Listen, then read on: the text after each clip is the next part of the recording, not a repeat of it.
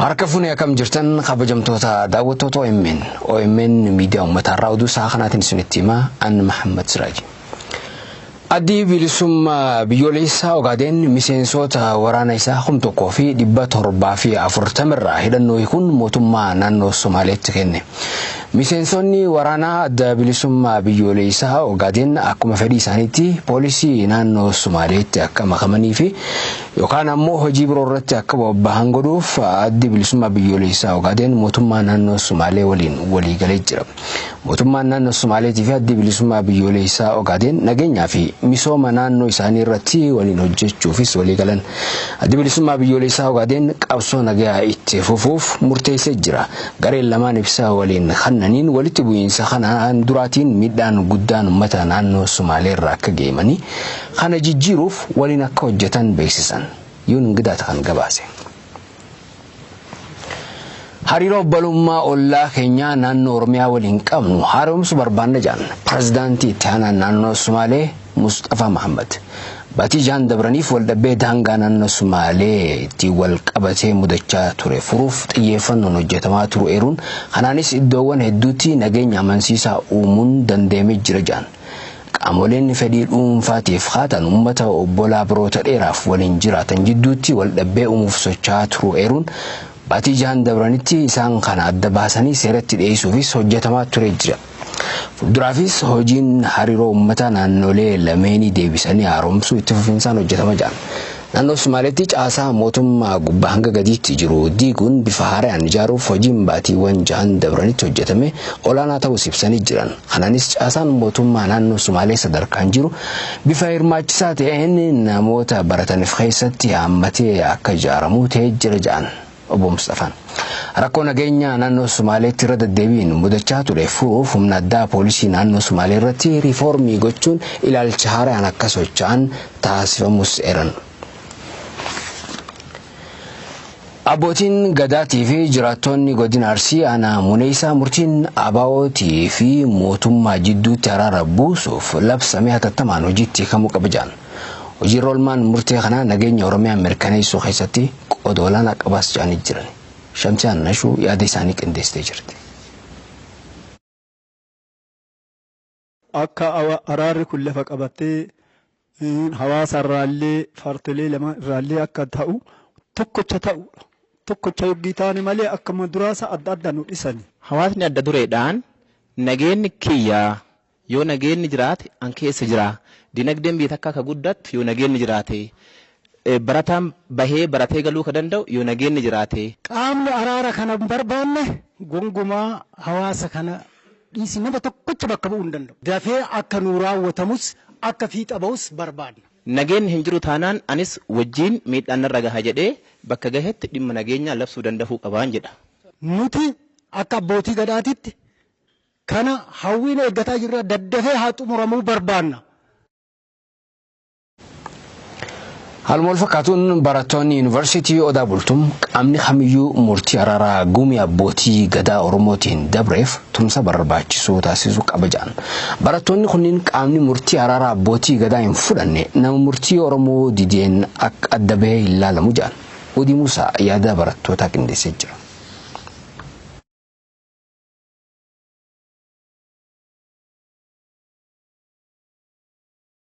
Partiilee siyaasaa Oromootiif dhaamsa wanni inni qabu Oromoon abaa warra guddaadha.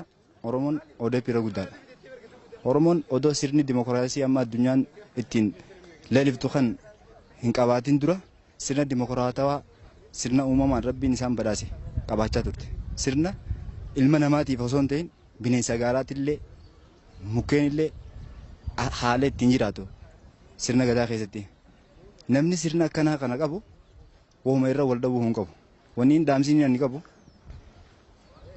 murtiin gumiileen abbootii gadaa amma fudhatanii yeroo ammaa kana itti jiran kun sababa araara gartee adda bilisummaa Oromootii fi paartii Dimokiraataa Oromoo jidduutti oofaa jiran kan irratti qaamni tokkolleen murtiin abbootii gadaa murtii Oromooti, murtii hayyoota Oromooti, murtii ilmaan Oromoo walii galaati.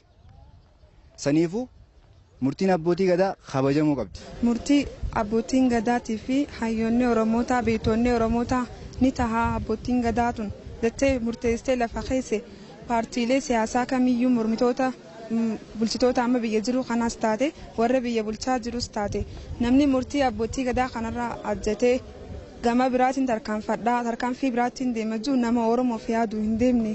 Nama cunqursaa rasta dabarsanii tichin deebisuuf yaadu malee nama ca'iinsaa ammaan tana biyya teenya ceesisee karaa biyyoota wayyaa'oonitti tichin dabarsuu deemanii jee yaadu akka nama tokkotti. Namni Oromoo ta'e dhalataa Oromoo kan ta'e Oromoof kan yaadu araara kamiyyuu taa'ee jaarsolii biyyaa qaba, jaarsa gadaa qaba, sirna gadaa qaba, duudhaa kaleessa osoo barnoonni hin jirre ittiin bulaa ture jira. Sana qabatee hidda godhatee bu'uura godhatee warreen teellaa isaa jiru hunda dhaggeeffatee kara nagaa fi nagaa ta'een hiikuu qaba jechuudha. Paartiin murtee hawaasaaf kennameef didu suni waan biraa kan yaadudha jechuudha akka kootti. Eenyuuf tokko paartii siyaasaa tokko jalqaba yeroo dhaabbatu eenyuuf dhaabbate akkamitti dhaabbate kan jedhu beekuu qaba jechuudha paartii siyaasaa kamiyyuu. Kanaaf waan hawaasaa fi waan hawaasni isaan jedhe hawaasaaf hanga dhaabbatetti waan hawaasaaf ta'u fudhachuu qaba. Waan hawaasa miidhu waan hawaasa fayyanne fudhatee deema taanaan suni paartiidha jennee wanni fudhannu hin jiru. Haraara kanarratti immoo paartiin kana dideen akka kootti akka barataa tokkotti paartii sirriidha jedhee fudhadhu. Odaa qabna. Odaa jalatti teenyee mari'annee manguddoo qabna. Haadha siikee qabna. Kanaan mari'annee fixuu qabna malee waan amala nutti ta'eef waan barree jecha usunees makaanee wacuun nurra hin jiraatu. Yeroon tun yeroo murteessituudha. Bilchina nurraa eegame. Oromoo jechuun nama sirna gadaatiin bulu. Nama sirna gadaa seera deemokiraasii ammayyaatiifuu bu'uura ta'ee jiru kana qabu. Nama deebi'ee abbootii gadaa manguddoota hayyootaaf keessaa qabu. Osoo tana qabu wal dhabuun keenyaa hedduu nama salphisa. Amma garuu carraa amma dhufe kana araara kana fayyadamanii tokko tahanii karaa guddinaatiif biyya teenya ceesisuu haa deeman janna akka barattoota tokkotti galatoomne. Karaa gara biraatiin warri dhimma Finfinnee irratti atakaaroo kaasan abjuu dabaa abboota isaanii irraa dhaalaniiti jedhan namoonni OMN fi yaada kannan. Uummanni Oromoo handura isaa irratti dhiibbaa duraan irra geefu silaa gumaatu kafalamaaf jedhan. Namumsa Admaasuu yaada isaanii qindeessee jira. Finfinneen lafa Oromoo ta'uu shimbirrootu hima waan biraadhis. Finfinneen odola miti. Lafa Oromoo lakkaa jecha Oromoodhaati. Dambii odaa gubbaan biqilte ta guyyaa keessaa dhufte warri har'a waan akkanaa dhimma Finfinnee irratti abjuu abbootii isaanii duudhaa badduu abbootii isaanii irraa dhaalan tan Oromoon tunuu akka waan qabeenya isaaniitti ifa amansiisaa turte. Tanaatu har'a Finfinnee irratti waatu dubbata. Har'aa miti dhimmi Finfinnee jechuun qabsoo Oromoo keessatti nuti waa hunda irratti qabsaa'aa turre. Hin dhaabbine qabsoo Oromoo garuu dhimmi Finfinneedha maarshii qabsoo teenyaa haalaan nu dabaleeti seerkaa irra jiru kana akka dhufu nu taasise. Har'a saakiraata tun gaafa hiree qabanuu hin godhanne. Dhiibbaan isaan hawaasa lafa kana qaburra gaggeessan san kan kaasaa isaan kafalchiisu jiraas keessa. Kaasaa beenyaa uummata keenya mogga dhiibuudhaan kaan maraachanii kaan beeleessanii kaan fi'atanii moggatti irraa dhiibuudhaan irra gaggeeffame san yoo akka seera addunyaatti kan laalamu ta'e kan beenyaa isaan kafalchiisu aga waan biraa ganaa asii booda yaadan dhiisiti. Oromoon kan saba hammatu aadaafuu kan saba sablamoota hunda hammatee of keessaa qaba. Oromoon kan sablamoota hunda aadaafuu hammatee qaba. Amalaaf qaba. Aadaaf qaba. Oromoon dirqabaa'u. Oromoon saba dhiibu ni maxxanfata malee. Abbaan amma biyyattii tana keessatti sabni sabaa sablammoonni Itoophiyaa kan keessa 80 waan kan jiran kun Oromiyaa keessa bakka hin jiru. Dhimma handhuura Oromiyaa kana as keessaa dhimma adda addaa siyaasaadhaan dhiibuudhaaf godhame irratti goottan hedduun wareegamaa turan. Keessaa'uu barattoonni yuunivarsiitiidha. Kana jecha warri miila dhabe harka dhabe jira. Akkamitti Finfinnee irraa nu achi dhiibuu barbaaddan ka jedhurraa kan ka'e jechuudha. Ardhaas baruus magaalaan guddittiin Oromiyaadhaaf Finfinneedha kana mormu yoo jiraate bishaan oloo yaa'u. Bishaan oloo ni yaa'u. Hin yaa'u. Haaluma wal fakkaatuun Finfinneen dhimma eenyummaa fi duudhaa Oromoo waan taateef dhimma Finfinnee irratti yoomillee taanaan duubatti hin jennu jedhan jiraattonni godina Oromiyaa garaagaraarraa yaada isaanii OMN'if kennan. Qaamolee seenaa Finfinnee osoo hin beekin oduun fakkaanne odeessuun madaa keenya hooqaa jiran gocha isaanii kanarraa deebuu qabanis jedhan. Guyyoo Waariyoo bilbilaan dubbisee yaada isaanii qindeessee jira. godina Kamiseeti dhimmi Finfinneedha. Dhimma Oromoon qabsoo isaa keessatti wareegama baay'ee itti kenne dhimma Finfinnee akka salphaatti ilaallu kan dura keenya waan ta'eef dhimmi handhuura keenya xiyyeeffannoon itti kennamee Finfinneen kan Oromoo akka ta'u jabeessamee hayyoonni Oromootii fi qaamni dhimmi ilaallatu hojjechuu qaba. Maqaan kiyyaa yokkoo ta'e jedhama godina Boorana aanaa Areeroorraa. Finfinneen kan Oromiyaati alalletti Finfinneen kan Oromooti uummata Oromoo maraati. Gabaabinumatti akka qeerroo Booranaatti bakka bu'uurneetti yoo kaa dubban taate Finfinneen kan Oromooti uummati Oromoo faayidaa malu Finfinneerraa argachuus qaba ammas taanaan. Akkuma isin matteetti faayidaa adda kan magaalaa Finfinnee kan uummata Oromoo magaalaa Finfinnee kanarraa argachuu malee adoo walchaniin bulchine yeroo gabaabaatti uummata Oromoo magaalaa kanarraa fayyadamuuti gaafiin uummata keenyaa deebii somsaan uummata keenyaa deebiitiin jedha. Maqaan kiyyaa somsaan jedhani iddoon kiyyaas bakka qarqara keessaa iddoo suquli kana ilaal maal jedhama Finfinnee dhimma jiraachuu dhabaati beekte karaa namni mormii taasisaa jiru beekte Finfinnee handhuura Oromiyaa ta'uu namoonni beekaa beekte lukkuurraa hanga lubbuutti ammallee kana wareegama kafaluudhaaf namni uummanni Oromoo guddi tokko hin jiru. Maqaan koo Fiitaa Gasasaa jedhama. Godinni koo Amboo. Finfinnee jechuun Finfinneen handhuura Oromiyaati. Handhuura Oromiyaa ta'uu ishii har'a miti. Illee borullee nuti handhuura keenya kanan taane taa'ee sanni mootummaan naannoo Oromiyaa kun yoo kan laaffisuu ta'e nuti qeerroon Finfinnee keenya gaafachuu qabna karaa nagaatiin Muhammadin jedhama. Hara gara biraatiin godina Jimma aanaa Limmuu Kosaatti qoreen abbootii gadaa dhaabbata Horaayizan laalchisuun murtii dabarse. Murtiin qoreen kun dhiifama.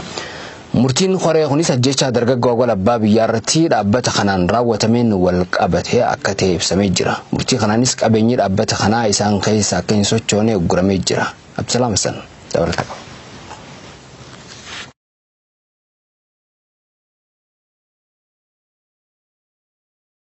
Godina Jimmaatti koreen abbootii gadaa Limmuu Kosaa fi jaarsoleen biyyaa dhaabbata Horaayizan aanaa isaanii keessa jiru ilaalchisuun murtii dabarsan. Murtiin kunis tarkaanfii ajjechaa kibxata dabree rasaasa waardiyoota dhaabbatichaa irraa kallattiin dhukaateen dargaggoo awwal abbaa biyyaa irratti raawwatame hordofuun ta'uun beekameera. Abbaan gadaa Kosaa Limmuu obbo Zainuddin Muzayyin koreen abbootii gadaa Kosaa Limmuu fi jaarsoleen biyyaa lubbuu dargaggoo Oromoo ba'eef gumaa labseeraa jedhan. Qaamni lubbuu galaafate guyyaa murteen sun dabree kaasee akka isaan keessaa hin baane uggure.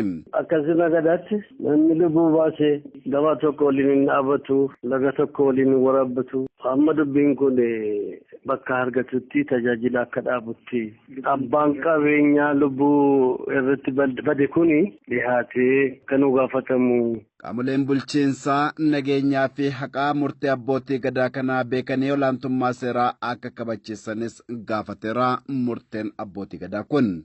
Abbaan qabeenyaa dhaabbata Horaayizan lubbuu lammiilee balleessaa jiru kun dhiyaatee abbaa qabeenyummaan isaa ragaadhaan yoo mirkanaa'ee badii isaan irratti raawwatameef itti gaafatamummaa akka fudhatus murteessaniiru. Geejjibni dhaabbata kanaas deeggarsa kennuunis ta'e bifa kamiinuu akka isaan keessaa hin sochoone koreen abbootii gadaa Limmuu Kosaa kun sagalee tokkoon murteessanii jiru.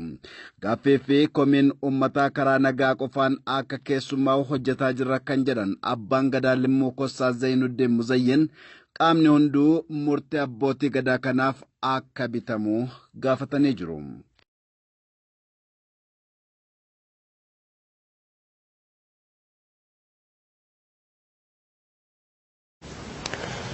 Ejensii hojjettoota dhaabbilee garaagaraatiif dhiyeessu kan Commercial Nominees Jaamojii wal qabatee qomiiwwan garaagaraa ka'an furuuf hojjechuutti jirra jedhan biiroon dhimma hojjetaa fi hawaasummaa Oromiyaatii fi ejensiin kun.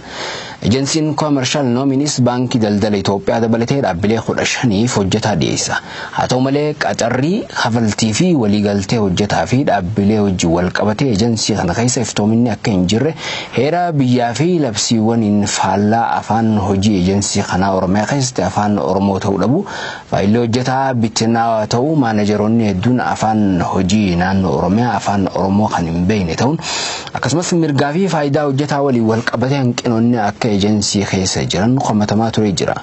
Waltajjii biiroon dhimma hojjetaa fi hawaasummaa Oromiyaatii fi eejensiin kun Adaamaatti waliin mari'achaa jiran irratti hooggantuun biiroo dhimma hojjetaa fi hawaasummaa Oromiyaa Fatiha Muhammad abbummaan eejensii kana baankii daldala Itoophiyaa ta'uu himan.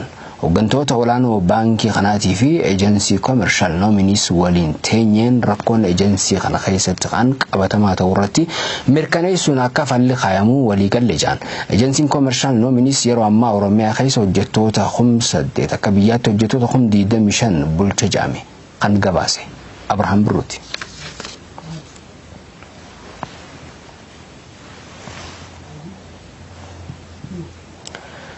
Boordiin filannoo biyyaalessaa Itoophiyaa paartiilee 4 beekamtii kenne. Paartiileen hayyamni kennameef keessaa 2 paartiilee biyyoolessaa yoo ta'an 2 immoo kan naannolee ta'uun beekamee jira. Paartiin sochii biyyoolessaa Amaaraatii fi paartii mariin tokkummaa fi deemokiraasiif jaamu kanneen beekamtii biyyoolessaa argatani.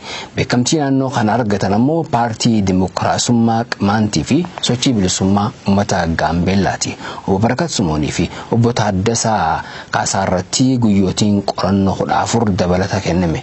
Malaammaltummaa koorporeetii xiratiin shakkamanii kan to'ataman Obbo Barakatii fi Obbo Taaddasaa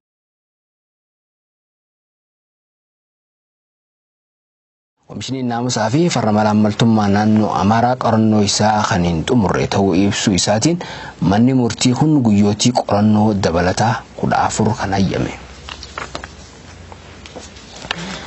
Gamtaan Afrikaa marii isaa kan magaalaa Finfinneetti ta'aa jira. Marii kanaanis dhimma baqattoota irratti bal'inaan mari'ataa jaamee jira. Pireezidaantii duraanii Pool Kaagaamee kaasuun nama biraa akka filatu ibsamee jira. Gabaasa maddeen alaa guyyoo hariiroo qindeesse.